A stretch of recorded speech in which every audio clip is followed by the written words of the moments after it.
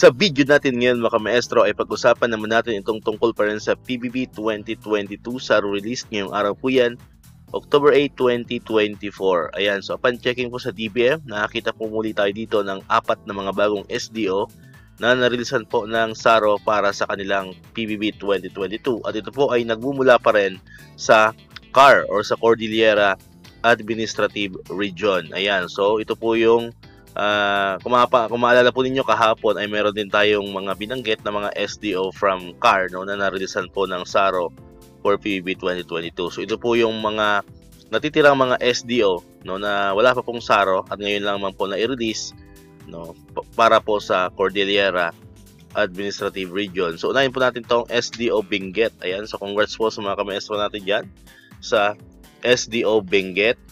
Sinusundan po yan ng SDO Baguio City. Ayan, so congrats po sa mga kamaestro natin dyan from SDO Baguio City.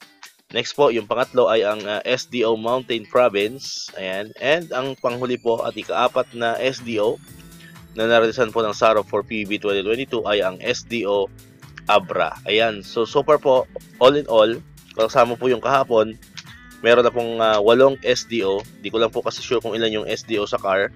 Basta so far po, mayroon po tayong nababanggit na 8 SDO from Cordillera Administrative Region na narilisan na po ng PBB 2022 SARO. Ayan. So far po, ang kung hindi pa tayo nagkakamali ay isang region na lang ang walang release, ang wala pang na-release po na SARO for PBB 2022. Yun po yung Region 4B Mimaropa, no. So hopefully, no, by this week ay mag-release na po or mag-start na rin po ng releasing ng SARO ang Mimaropa, no, para at least kompleto na po yung lahat ng regions no sa ating bansa no na narilisan na po ng SARO for PBB 2022. Ayan, so dito ko natatapusin tong ating video ngayon mga maestro. Kung di ka pa nakakapag-subscribe, click mo na ang subscribe button dyan para ikaw yung unang nakakapanood ng mga videos na na-upload natin.